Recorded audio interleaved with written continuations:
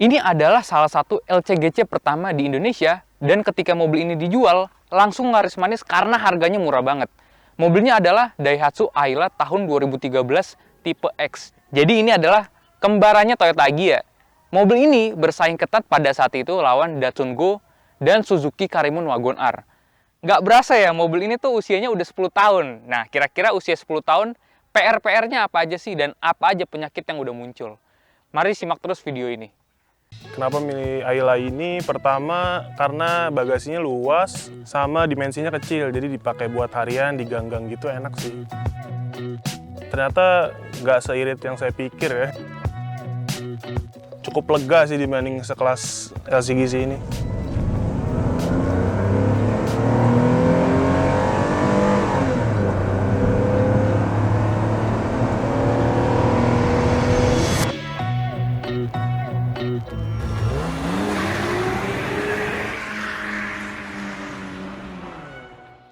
Nah, karena ini masuk ke kelas LCGC, jadi harganya itu bisa murah banget. Harganya itu pas baru, dari 76 juta sampai 107 juta. Yang spesial pada mobil ini ya, kenapa alasan mobil ini bisa laku? Selain harganya murah, mobil ini sangat fungsional banget ya. Udah gitu, konsumsi BBM-nya bisa irit banget. Bisa dicapai 25 km per liter dengan sangat mudah. Tapi, itu hanya yang transmisi manual. Kalau yang transmisi matic, agak sulit dan terkenal agak boros. Karena usianya udah 10 tahun, nah maka dari itu langsung kita tanya aja ownernya apa aja penyakitnya di mobil ini. Nah, ownernya ini adalah Mas Fakih Zalfahmi. Halo Mas. Halo, apa kabar? Mas Alif. Baik, alhamdulillah.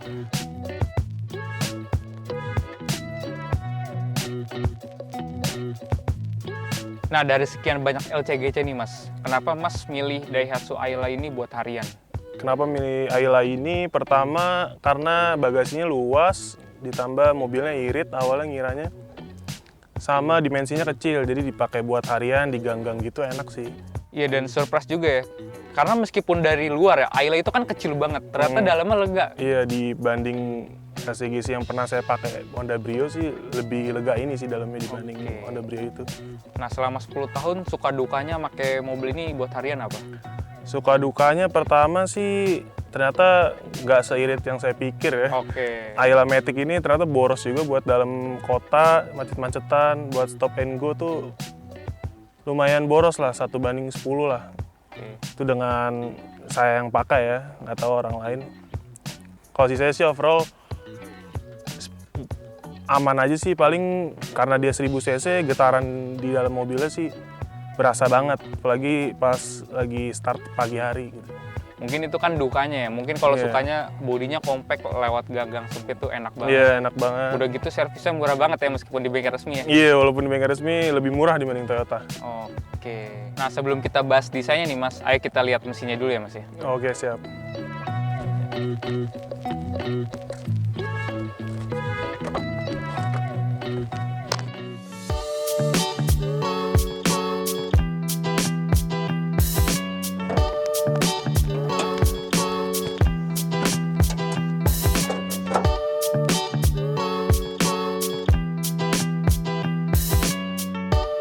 Nah, jadi ini mesinnya adalah kodenya 1KRDE, 1000 cc 3 silinder, tenaganya itu kecil 63 horsepower dan torsinya 68 Nm. Tapi meskipun kecil tenaganya, karena ini bodinya enteng banget, yaitu kurang dari 1 ton, jadi tarikannya ini lumayan enak. Selama pemakaian 10 tahun, kurang lebih apa penyakit di mesin? Atau perawatannya normal kayak Toyota biasa? Perawatannya normal, paling sering ganti busi sih, karena mungkin ngiranya selalu kotor terus sih Mas, karena kan saya pakai Pertalite. Sedangkan mobil ini kan minimalnya 92 sih. Oh, jadi gue baru tahu nih, minimal sebenarnya harus Pertamax ya? Iya, Pertamax, karena dari pabrikannya sih namanya LCGC dia harus pakai bensin yang bagus. Cuman dari gua pakai bensin apa aja sih, gue cobain sih nggak ada bedanya sih Mas, sama aja. Ngomong-ngomong BBM nih, kan kata lu kan tadi kan boros kan nih. Emang dalam kota sama luar kota bedanya berapa Mas? Dalam kota itu paling boros sih gue pernah macet-macetan di Jakarta 19, 110. Kalau di luar kota kayak tol gitu konstan 117, 18 mah bisa sih Mas. Jadi sebenarnya GP jauh juga ya emang mobil Matic yang kayak gini iritnya di luar kota. emang mobil cocok buat di dalam kota sih mas. Ngomong-ngomong ini Matic-nya masih 4 speed ya? Iya masih 4 speed. Dan ada yang manual juga 5 speed, ya itu lebih irit lagi. Iya lebih irit lagi. Kalau misal kalian emang mau yang irit banget, beli yang manual, karena manual dalam kota bisa 115 lebih ya? Iya bisa 115 lebih. Terus di luar kota bisa 120 lebih, gampang dapetinnya gitu. Kalau performa menurut mas cukup gak sih buat harian ini? Kalau buat dalam kota sih cukup sih mas. Dari stop and go gigi 1-2 itu masih enak sih. Cuman ya nggak seenak mobil 4 silinder lainnya sih. Apalagi dibanding Brio sih jauh ternyata. Tapi yang patut diapresiasi meskipun ini kelas LCGC ya, dia itu di ini udah ada peredam. Iya sudah. Maksudnya LCGC lain kayak Honda itu belum ada peredam ya, meskipun kelasnya udah di atas. Benar. Gitu. Kita langsung bahas desainnya aja mas ya. Oke, boleh.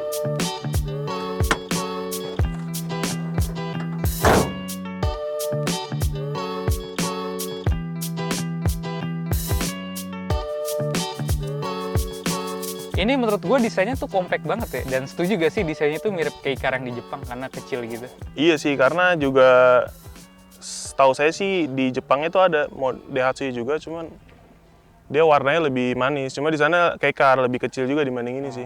Terus memang ya, maksudnya kalau ini kelas LCGC kita nggak bisa ngomong banyak soal material body karena ini kan emang agak ricky ya. Iya benar, namanya juga mobil murah kan. Iya, namanya juga mobil murah, jadi ya ada harga ada rupa iya, gitu. Benar. Yang patut diapresiasi juga karena spionnya nih udah elektrik. Udah elektrik mirror dan mungkin ada pemanis lampu sennya. Oh iya dia juga ada lampu sen. Iya ada lampu sennya. Kalau Ayla tipe yang bawah belum ada. Belum ada.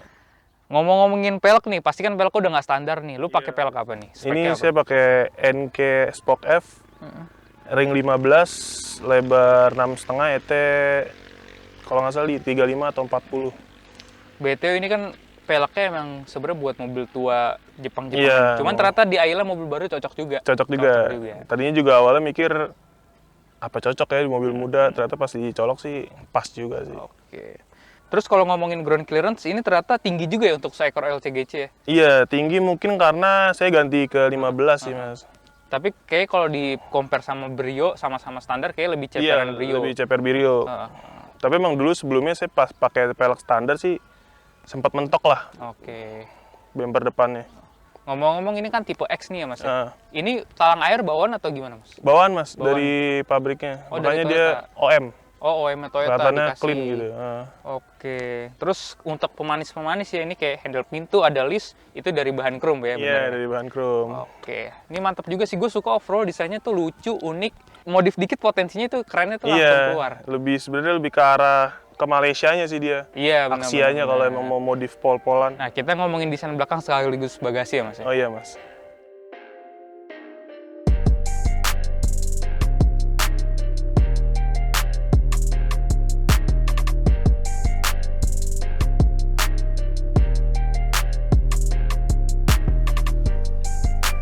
Nah, desain belakangnya ini menurut gue juga sama-sama unik dan ada perbedaannya dari yang 2013 ke 2014. Iya, dari yang pre-facelift ini ke facelift paling bedanya sih tambahan ini doang sih. Iya, tambahan lampu di sini. Cuman kalau gue pribadi ya lebih suka yang ini karena lebih simpel. Lebih simpel. Tapi ini masalah selera sih ya. Sayangnya ya dia tuh belum dilengkapi oleh rear defogger sama rear wiper ya, jadi agak keganggu pas hujan. Kalau untuk wiper sih di 2014 udah ada Mas. Oh, ditambahin. Iya, karena mungkin facelift ya. Ya di-improve lah ya. Iya, di-improve.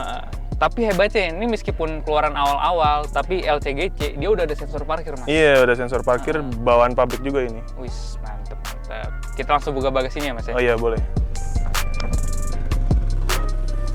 Wih, bagasinya luas juga ya, Mas ya, meskipun bodinya kecil. Dan ngomong-ngomong lu udah pernah naruh apa aja, Mas, di sini, Mas? Nah, ini juga satu kelebihan dari Ayla sih. Kenapa gue milih Ayla? Karena dia bisa ngangkut kursi roda, Mas. Oh, bisa ngangkut. Jadi gue sebelumnya pernah pakai Brio, itu buat naruh kursi roda aja mentok-mentokan dan nggak bisa gitu. Kalau ini bisa dan cukup lega sih dibanding sekelas LCGC ini. Iya, ini jok ini aja belum dilipet tapi udah kelihatan lega banget nih. Iya. Ini coba kalau dilipet, Mas. Oh, bisa Mas.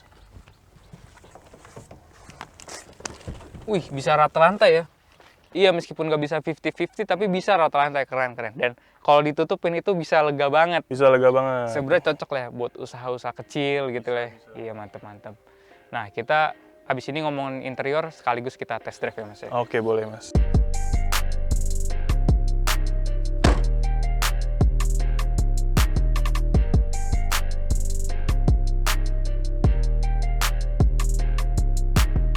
Enak banget Ki di interiornya, dia luas banget, lihat aja. Lu kan badannya gede, cuman kakinya masih tersangga dengan baik. Masih lumayan lah, enak, nyaman. Nyaman, dan belakang ternyata lega juga loh. Lega banget.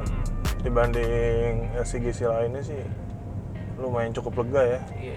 Mungkin kayak dari door trim yang tipis sama joknya tipis mungkin bisa ngebuat lega kali ya? Mungkin. Oke. Desain dashboard juga cukup simpel, nggak ada yang macem-macem. Palingan head unitnya udah dual din nih ya. Iya, double din. Double din. Tapi ini udah bisa Bluetooth gak sih atau baru aux doang? Aux doang sama USB. Ini gue tambahin transmitter lagi lah. Dan gue juga baru tahu ternyata bawaannya speaker belakang mati ya dari pabrik. Nggak ada speaker sama sekali, tapi udah ada tempatnya sih. Oke, jadi tinggal ditambahin aja. aja. Ini gue jadi nambah speaker, saya upgrade. AC-nya juga cukup baik ya, dia cuma 2 ada arah sembur sama speed fan. Tapi khas Toyota AC-nya dingin di siang bolong gini. Iya benar. Di AC Toyota sih no debat lah. Iya, ini kan buatan Toyota juga sebenarnya. Di sini juga cukup simple, tapi enaknya udah ada fog lamp di sini dan pengaturan kacanya udah elektrik, jadi kita nggak perlu ngorek-ngorek tuas di sini. Iya, paling kelemahannya nggak ada Twitter aja sih. Cuma kayaknya kalau yang facelift-nya ada deh. Oke. Yang enak ya, visibilitas dari mobil ini tuh cenderung cukup luas karena pilar-pilarnya masih tipis di sini kayak mobil tua. Sama kacanya gede juga sih. Iya, kacanya gede. Dibanding mobil lain sih kayak gede ini sih. Iya. Posisi nyetirnya cukup enak ya untuk di kelasnya. Dia memang maksudnya nggak bisa selonjoran banget, tapi cukup ergonomis lah untuk di kelasnya. Tapi masih lebih enak Honda Brio menurut gue. Iya, gue juga akuin gue pernah pakai Brio. Secara nyetir dan funnya lebih ke Brio sih. Kalau ini joknya nanggung. Kalau dari ngomongin material jok ya, dia ini fabric dan cukup halus juga ya untuk di kelas LCGC. Sama palingan ini nih, side supportnya kurang begitu gede ya. Iya, dia nggak menopang badan dengan baik lah. Oke. Ngomongin masalah kenyamanan ya, kalau ngomongin dari segi test drive-nya Ki, ya, menurut gua, ini LCGC cukup enak loh, cukup nyaman lah. Cukup enak ya? Cukup enak. Maksudnya kayak, sorry ya kalau misalnya dibandingin sama Karimun Wagon R, menurut gua kayak lebih agak gerobak. Benar. Emang gue lebih prefer ke sini sih. Dari secara desain, dalam interior, ini lebih tertata kali ya. Kalau Wagoner tuh kayak kopongan aja gitu bahasa kata. Dan kalau ngomongin suspensi, cukup empuk loh. Lu ngerasa gak sih kayak lewat polisi tidur, dia tuh bantingannya masih ada gitu. Nggak keras kayak Brio gitu loh. Iya. Nah itu nilai plus juga kenyamanan. Malah kalau pakai 14 standarnya lebih nyaman sih. Lebih nyaman. Ini karena 15. Udah gue ganti jadi agak keras sih, dikit lah. Emang suspensinya empuk, tapi emang kalau di tol nggak begitu stabil ya? Nggak, apalagi berasa banget. Jadi gue pertama kali pakai mobil ini di tol tuh lari-lari cepet gitu, kena angin gitu berasa sih, karena mungkin dimensinya yang kecil dan tinggi ya mobil ini. Udah gitu, yang ngeri ya, kalau ada mobil kencang lewat di samping, ini mobil langsung berasa. Ya tapi emang mobil ini kan nggak diciptakan untuk kecepatan tinggi ya. Ya palingan di tol lo lari 100 sudah cukup lah ya. Cuma sih gue pernah nyoba sih 160 sih. 160 masih bisa. Masih bisa, cuma geter aja sih pol. Iya. Cuma masih enak lah. Nah Ki, kelebihan dari Ayla ini menurut gue dia respon awal tuh enak Ki. Iya, cocok dia buat stop and go. Stop and go-nya dalam kota sih oke sih. Karakter tuh ditolol dikit. Ini kayak bawa Yaris Bakpao. Miripnya memang. Iya. Tuh ngejambak bawahnya, padahal gasnya gue nggak kencang-kencang amat. Memang buat dalam kota. Dalam kota, gitu. Iya.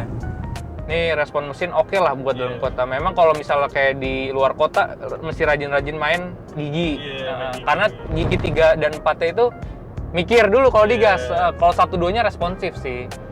Gitu. Terus kalau ngomongin kegerapan kabin untuk di kelasnya LCGT ini cukup baik. Suara kolong ini dibanding Brio masih lebih kedap ini menurut gua. Cuma ini harusnya sih lebih kedap lagi ini karena gua pakai ban 15-nya agak tua ya, jadi nggak begitu meredam jalanan. Suara angin juga cukup apalagi suara mesin sih nggak masuk ya. Nggak terlalu masuk, tapi suara mesinnya karena 3 silinder jadi mirip V6. Getar-getarnya sih mirip. Tapi kalau lari sih kalah. Palingan ya Ki ya, kekurangan di sini yang paling menurut gua agak ganggu ini setirnya masih fix pengaturannya. Iya, fix. Jadi nggak bisa menentukan sesuai yang kita mau gitu. Iya, benar. Tapi untungnya jok pengaturan udah lumayan lah. Iya, lumayan maju mundur sih oke lah. Sama kelebihannya udah bodinya kecil, radius puternya juga patah banget. Patah banget. Enak Jadi banget lo buat dalam kota satu sih boleh diadu lah. sama Boleh gua. lah. Di gaspol aja.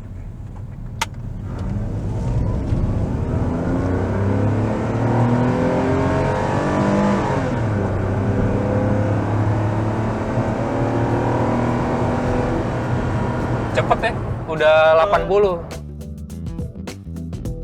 Jadi pajak per tahun ini mobil ini berapa Ki? Ini sekitar 1,6 sampai 1,8 sih range-nya. Oke, cukup murah untuk mobil muda. Cukup murah. Nah, kesimpulannya worth it gak buat harian?